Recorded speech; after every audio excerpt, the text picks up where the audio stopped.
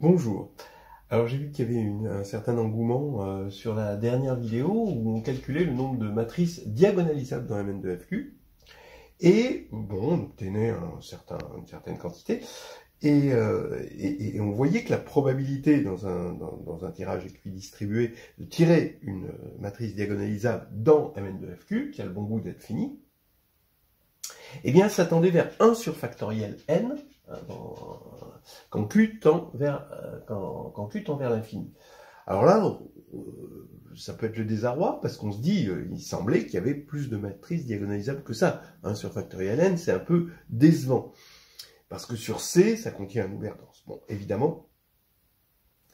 Mais là, il se trouve que FQ n'est pas algébriquement clos, et c'est bien là le problème. Et on a envie de voir, bon, disons, quel est le type de matrice que l'on a le plus de chances de tirer dans un tirage équidistribué. Alors, déjà, dans un premier temps, et on verra un raffinement un peu plus tard, la probabilité de tomber sur dn de fq, on a vu que quand q tend vers l'infini, c'est 1 sur factoriel n. Ben, en fait, ce qui va se passer, et l'idée qu'on a en tête, quand on se dit, on a toutes les chances d'obtenir une matrice diagonalisable, ben non, c'est qu'on a toutes les chances de tomber sur une matrice semi-simple. Donc on va dire ce que c'est que semi-simple. C'est-à-dire que la probabilité de tomber sur une matrice semi-simple, dans Mn2FQ, ça tend vers 1 quand Q tend vers plus l'infini. Mieux, on va avoir un sous-ensemble que je vais appeler SSN0 de FQ. Donc c'est des matrices semi-simples particulières, donc ça va être inclus dans les matrices semi-simples, et qui va tendre vers 1. C'est ça qu'on va montrer en fait, c'est celui-ci. Alors les preuves qui vont se dérouler là maintenant sont un peu difficiles. Nous sommes ici au large du Mexique, sur l'archipel del Chupacabra. Mais ça reste de la Grègue.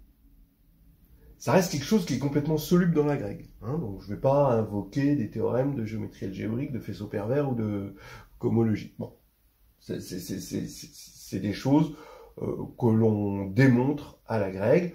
Tout ce qui est là va être, par exemple, dans les H2G2, dans les histoires hédonistes de groupes et de géométrie. Donc, lisible pour quelqu'un qui a un bagage d'agrégatif. Voilà. Et avec du folklore de développement, voilà, c'est assez connu. Alors, je vais l'exposer. Faut y aller sans avoir froid aux yeux. On va y rentrer comme des aventuriers au mépris du danger. Grand Christophe Colomb lui-même aurait déclaré « Allez à Chupacabra, jamais de la vie, bande de malades ». Et regardez, d'abord, qu'est-ce que ça veut dire semi-simple? Bon, alors ça, c'est quand même dans une leçon sur les sous-espaces stables. La semi-simplicité, c'est quand FQN, ou KN en général, mais là on est sur FQ, FQN, le sous-espace sur lequel la matrice agit, est somme directe de sous-espaces stables, mais simples, c'est-à-dire qui ne possèdent pas de sous-espace stable non trivial. Ça, c'est la semi-simplicité, et on a un théorème qui dit que une matrice va être semi-simple si et seulement si son polynôme minimal se décompose en irréductible sans multiplicité. Là, dedans, on va avoir ce qu'on va appeler SSN0, ici, bon, qui sera une espèce d'ouvert si on avait de la topologie, de FQ.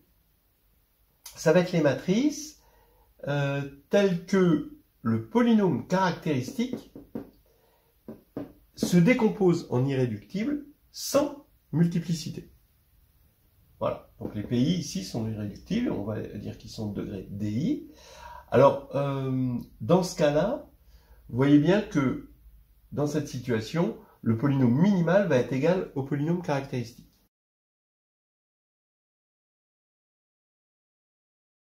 parce que le polynôme minimal divise le polynôme caractéristique, et le polynôme caractéristique divise une certaine puissance du polynôme minimal. Ça, c'est un résultat connu. Donc, les multiplicités du polynôme minimal, elles vont être inférieures ou égales à 1 parce que mu a divise qui a, et elles vont être supérieures ou égales à 1 parce que qui a divise mu a puissance n. Voilà. Donc, en gros, on a ça. Il faut montrer que ceci est inclus dans cela, hein, donc toute matrice qui vérifie ça, donc en fait juste ça, hein, est semi-simple.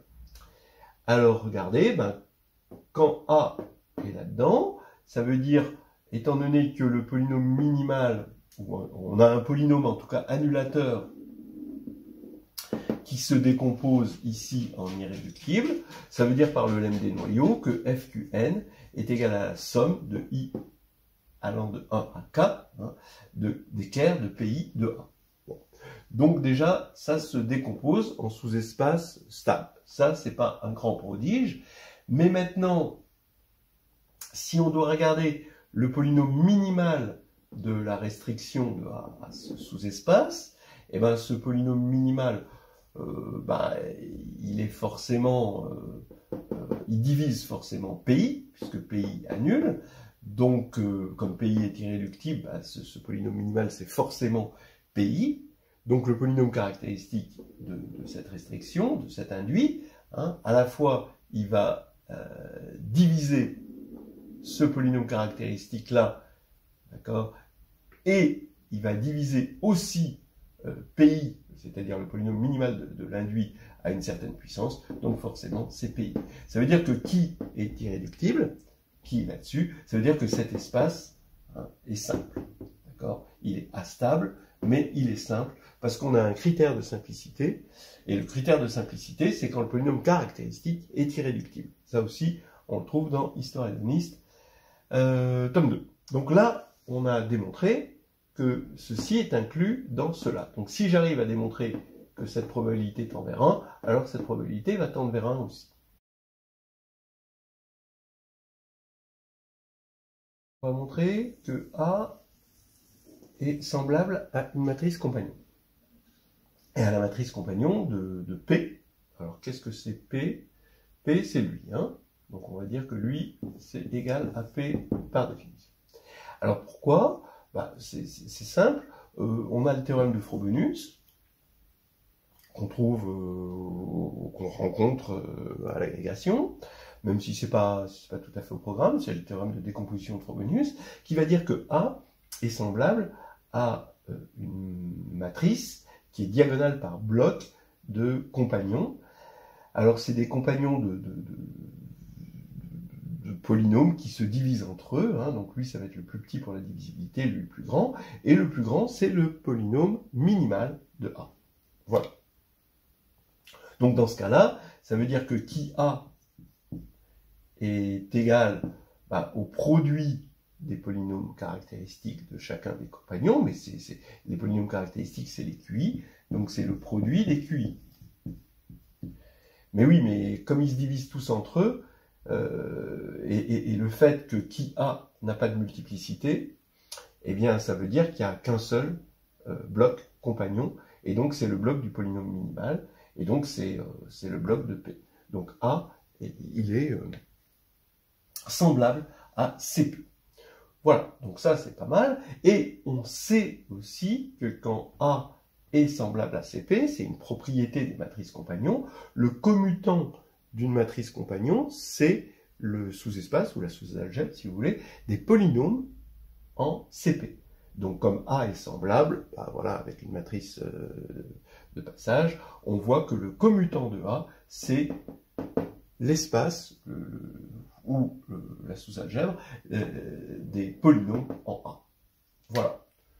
Donc ça va faire partie du bagage. Vous voyez, bon, ça pique un peu aux yeux, mais ça reste soluble quand même dans l'agrégation. Mais on est quand même dans du 4 étoiles. Entre parenthèses, du coup, ce qu'on a montré, c'est que l'ensemble des matrices semi-simples O, c'est une réunion, puisque voilà, de OCP, d'accord. Donc ça, c'est les classes de similitude, c'est la classe de similitude de la matrice compagnon de CP, où le degré de P, ça va être un polynôme unitaire semi-simple, c'est-à-dire sans multiplicité, de degré n, de CP pour des P différents ont des polynômes caractéristiques différents, donc c'est une réunion disjointe ici.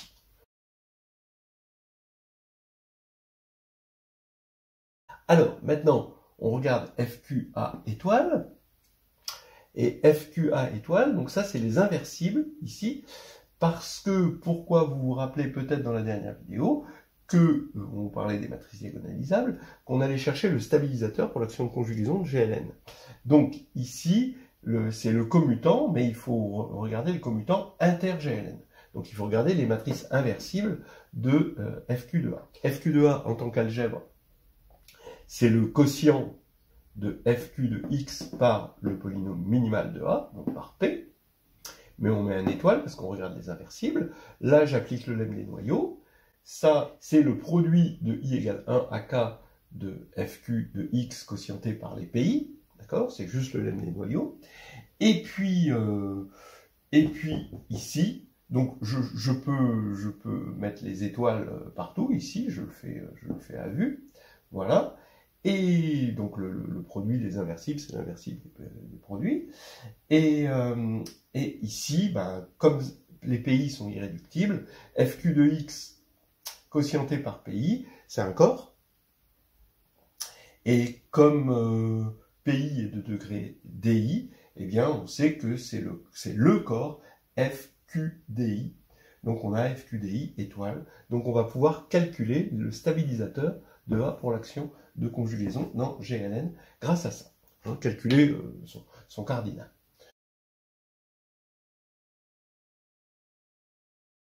Ensuite, on va aussi se servir, on va compter le nombre de polynômes irréductibles sur FQ de degré D. Il y a un développement qui est connu où on le compte grâce à la fonction de Möbius et où on montre ensuite un équivalent, c'est-à-dire que quand Q tend vers plus l'infini, le nombre d'irréductibles, alors irréductible unitaire hein, évidemment, de degré D sur FQ, il est équivalent à Q puissance D sur D. Voilà. Donc ça, c'est un développement assez classique qu'on trouve dans le ORO-XNS, les Francine-Gianella, tout ça, voilà. Bon. Et enfin, dernière formule, on l'a vu récemment dans une vidéo où on regardait les classes de conjugaison dans SN. C'est cette formule-là. On regarde toutes les partitions de N, et pour chaque partition de N, on regarde factoriel N sur le produit des AJ de lambda. Alors attention, qu'est-ce que c'est AJ de lambda? Ben pour tout J de 1 à N, AJ de lambda, c'est le nombre de fois que dans la partition lambda, J est répété. Et fois J puissance AJ de lambda. Alors ça, ce nombre-là, c'est le cardinal de la classe de conjugaison dans le groupe de permutation Sn et la classe de conjugaison associée à une partition.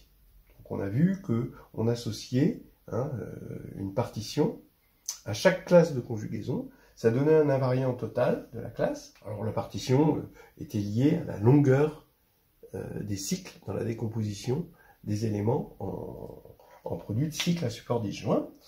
Et donc, comme la réunion disjointe de toutes les classes de conjugaison, c'est Sn, eh bien, on n'a que la somme, ici, c'est égal à factoriel n.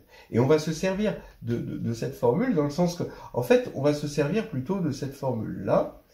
Je divise par factoriel n, des deux côtés, et en fait, on va voir que le 1 qui est ici, c'est en fait ce 1-là. Voilà.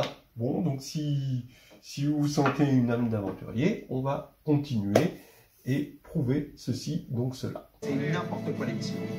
N'importe quoi. Voilà, alors après tous ces prérequis, on va montrer ceci, ce qui va impliquer cela. Alors, je vais partir d'une partition de n. Et je vais regarder l'ensemble P lambda des polynômes qui se décomposent en produits d'irréductibles PI. Donc les PI sont irréductibles. De degré lambda I. Donc lambda I, c'est le ième terme de la partition lambda. Et tel que, alors ça c'est le degré de PI qui est égal à lambda I, et tel que le degré de P total est égal à N. Quand je prends une partition lambda, ce que j'ai dit c'est que AJ de lambda, c'était le nombre de fois que le nombre J, qui va de 1 à N, est répété, donc ça peut être 0, en général c'est 0 fois, mais bon, donc c'est la répétition des J, et donc ça veut dire que N est égal à la somme des AJN fois J. Puisque lambda est une partition de N, ça veut dire que la somme des lambda I est égale à N. Donc c'est la somme des J répétées AJ lambda fois qui est égale à N.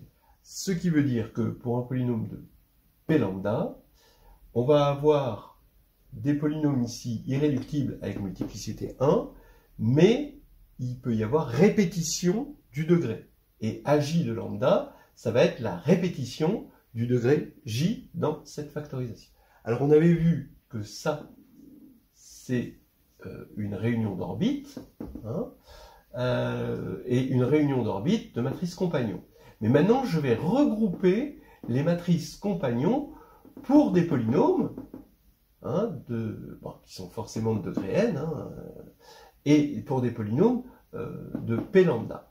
Donc, j'appelle O lambda pour lambda une partition de n, la réunion de ces orbites-là, réunion disjointe, et d'après ce qu'on a vu tout à l'heure, les matrices semi-simples indice O, c'est une réunion des O lambda quand lambda décrit l'ensemble des partitions de n. Voilà. Alors regardons le cardinal d'une orbite, et on va regarder des équivalents, évidemment. On regarde que des équivalents.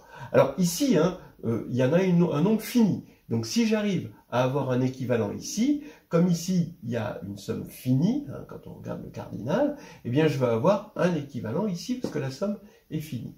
Donc ici, je regarde le cardinal d'une seule orbite, ici, eh bien c'est le cardinal de GLN de FQ sur le stabilisateur de CP. Donc le cardinal de GLN, on sait que, on l'avait vu dans la vidéo précédente, donc c'est équivalent quand Q tend vers l'infini vers Q puissance N2, ce qui est normal, qui correspond au fait que GLN, on le pense comme un ouvert dense de Mn.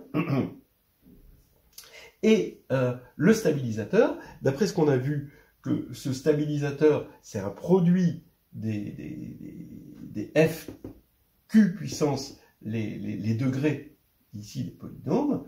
Donc ici, c'est le cardinal du stabilisateur, on a utilisé tout à l'heure le lemme chinois pour ça, c'est le produit en cardinal, c'est le produit des cardinaux de FQ lambda I étoile.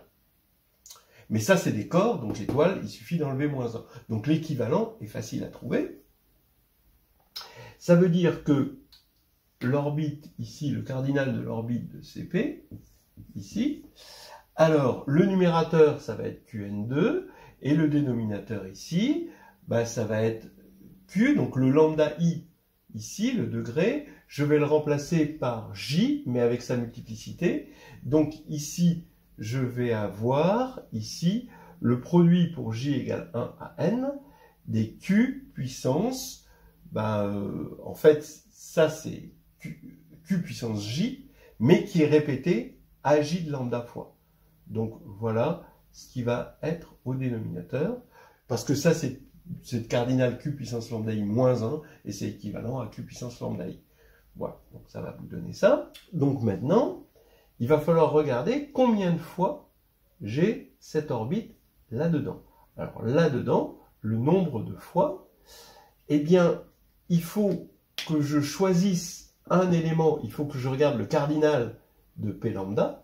Donc je vais multiplier ce cardinal-là par ce cardinal-là, en fait des équivalents, je multiplie, pour obtenir ce cardinal-là.